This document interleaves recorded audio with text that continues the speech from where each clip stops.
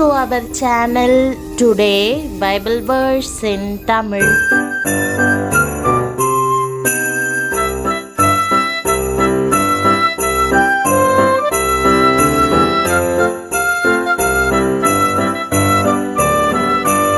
இன்றைய வசனம் லூக்கா 2ஆம் அதிகாரம் 14ஆம் வசனம். கிறிஸ்துவுக்குள் பிரியமானவர்களே, நம்முடைய ஆண்டவரும் இரட்சகருமான இயேசு கிறிஸ்துவின் வல்லமையுள்ள நாமத்தில் உங்களை வாழ்த்துகிறேன். தேவ சமாதானம் இணையற்றதாகும். தம்மை நம்புகிறவர்களுக்கு அவர் தம் சமாதானத்தை அளிக்கிறார். நாம் பயப்படும் நாளிலும் வாழ்வில் நிச்சயமற்ற சூழல் நிலவும் போதும் இயேசு ஜீவிக்கிறார். அவர் நம்மோடு இருக்கிறார். தேவன் உங்களுக்கென்று வைத்திருக்கிறவற்றை பெற்றுக்கொள்ள ஆயத்தமாக இருக்கிறீர்களா? உன்னதத்தில் இருக்கிற தேவனுக்கு மகிமையும் பூமியிலே சமாதானமும் மனுஷர் மேல் பிரியமும் உண்டாவதாக என்று சொல்லி தேவனை துதித்தார்கள் என்ற வசனத்தின் மூலம் அந்த ஆசீர்வாதங்கள் உங்களுக்கு வருகின்றன. பூமியிலே சமாதானம் உண்டாக வேண்டும் என்ற விருப்பம் மனுஷருக்கு மாத்திரமல்லாமல் தேவ தூதர்களுக்கும் இருந்தது. இயேசு இந்த உலகத்தில் பிறந்தவுடன் தேவ தூதர்கள் விண்வெளியிலே தோன்றி மேய்ப்பர்களுக்கு சொன்ன நற்செய்தி பூமியிலே சமாதானம் என்பதாகும். பூமியிலே சமாதானம் என்பது குறித்து சற்று தியானிப்போம்.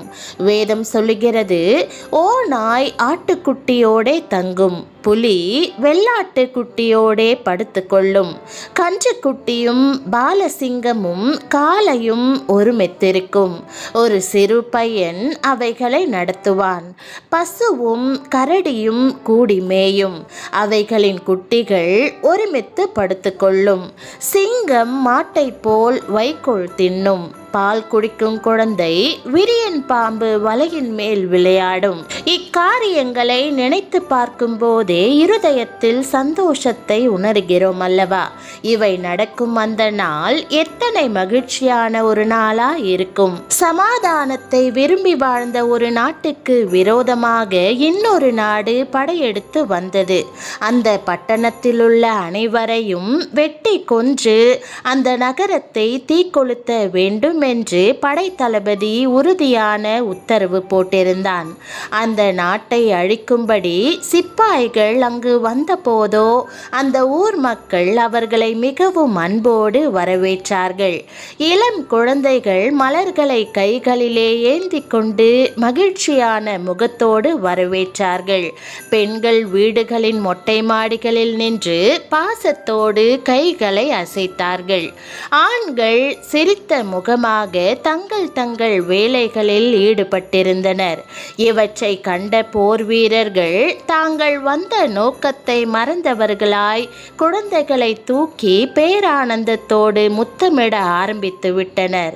அந்த அன்புள்ள பட்டணத்தின் மேல் நாங்கள் தாக்குதல் நடத்துவது எப்படி? ஒருபோதும் நாங்கள் அப்படி செய்ய மாட்டோம் என்று போரிட வந்த சிப்பாய்கள் போராயுதங்களை தூக்கி எறிந்துவிட்டு சமாதானமாய் திரும்பி சென்றார்கள். இயேசு இந்த உலகத்தில் அன்பை வெளிப்படுத்த வந்தார். ஒரு கன்னத்தில் அறைந்தவர்களுக்கு மறு கன்னத்தை திருப்பி காட்ட வந்தார். சத்துருக்களையும் சிநேகிக்க வந்தார். அவருடைய அன்பு பூமியிலே சமாதானத்தை கொண்டு வருகிறது. சமாதான பிரபுவுக்கு உங்கள் வாழ்க்கையில் இடம் கொடுப்பீர்கள் என்றால் முதலாவது உங்கள் உள்ளத்தில் சமாதானமும், பின்பு உங்கள் குடும்பத்தில் சமாதானமும், அடுத்து தேசத்தில் சமாதானமும், முடிவாக பூமி எங்கும் சமாதானமும் நிலவும். தேவன் தாம் யாரிடத்தில் அதிக பிரியமாயிருக்கிறாரோ அவர்களுக்கு மகத்தான சமாதானத்தை அளிக்கிறார். அவர் அருளும் சமாதானம் மெய்யாகவே இணையற்றதாகும். இயேசு சிலுவையில் மரித்தபோது அவரது சீஷர்கள் பயத்தால் நிறைந்தனர். இயேசுவை கொன்றவர்கள் அடுத்து தங்களை தேடி வருவார்கள் என்று அவர்கள் எண்ணினர். தங்கள் வாழ்க்கையே முடிந்துவிட்டது என்று சீஷர்கள் நினைத்தனர்.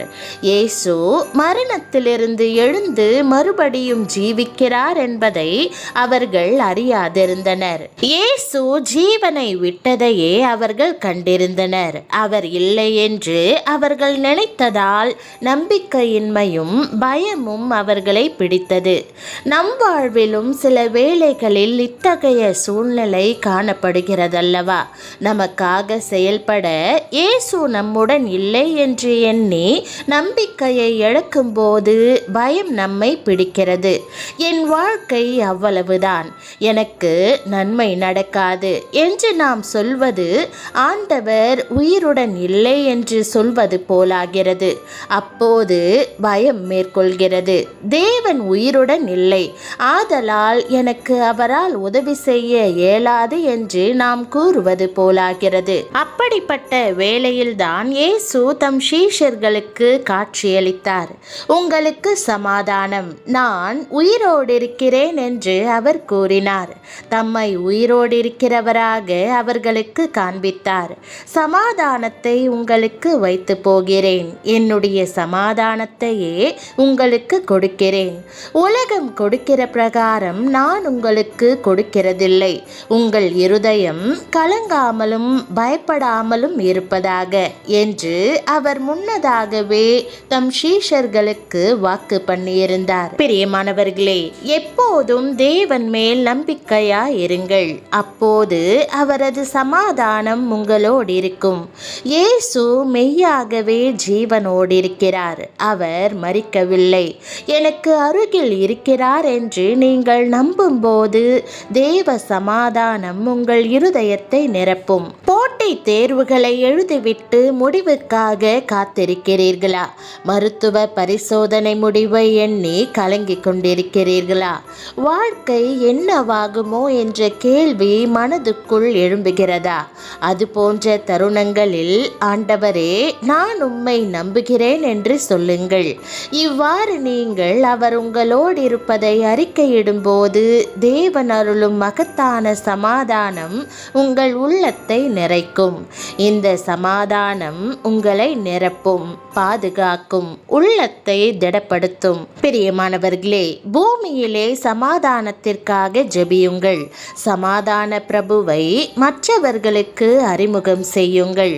சமாதானம் பண்ணுகிறவர்கள் பாக்கியவான்கள் என்ற வார்த்தையின்படியே நீங்கள் பாக்கியவான்களாய் இருப்பீர்கள். நம்முடைய பிதாவாகிய தேவனாலும் கர்த்தராகிய இயேசு கிறிஸ்துவினாலும் உங்களுக்கு கிருபையும் சமாதானமும் உண்டாவதாக. ஜெபம். அன்பின் ஆண்டவரே, நீர் தரும் இணையற்ற சமாதானம் என்னும் ஈவுக்காக உம்மை ஸ்தோத்தரிக்கிறேன். நான் பயப்படுகிறதும் நம்பிக்கை இழந்திருக்கிறதுமான தருணங்களில் நீர் உயிரோடு இருப்பதையும் என்னோடே கூட இருப்பதையும் எனக்கு ஞாபகப்படுத்தும். உம்முடைய பிரசன்னத்தாலும் வல்லமையாலும் திடமான நம்பிக்கையை எனக்கு தந்தருளும். எல்லா கலக்கத்தையும் என்னை விட்டு விலக்கி அருளும். எல்லா புத்திக்கும் மேலான உம்முடைய பூரண சமாதானத்தை நான் பெற்றுக்கொள்ள உதவும். சந்தேகங்கள் எழும்பும்போது நீர் என் அருகில் இருக்கிறீர், ஆளுகை செய்கிறீர் என்று அறியும்படி என் விசுவாசத்தை பலப்படுத்தும். கலங்கி இருக்கும் என் இருதயத்தை உம்முடைய சமாதானத்தினால் அமைதிப்படுத்தும். சரியான தீர்மானங்களை செய்யும்படி என்னை வழி நடத்தும். நீர் என்னை குறித்து கொண்டிருக்கிற நினைவுகளை நம்பி எதிர்காலத்தை குறித்த என் கவலைகளை உம்மிடம் ஒப்படைக்கிறேன்.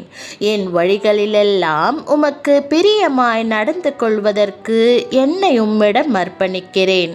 என் இருதயத்தையும் சிந்தையையும் உம்முடைய சமாதானம் ஆள வேண்டும் என்று இயேசுவின் நாமத்தில் ஜெபிக்கிறேன் நல்ல பிதாவே, ஆமேன். தேவனுடைய நாமம் மகிமைப்படுவதாக. ஆமேன்.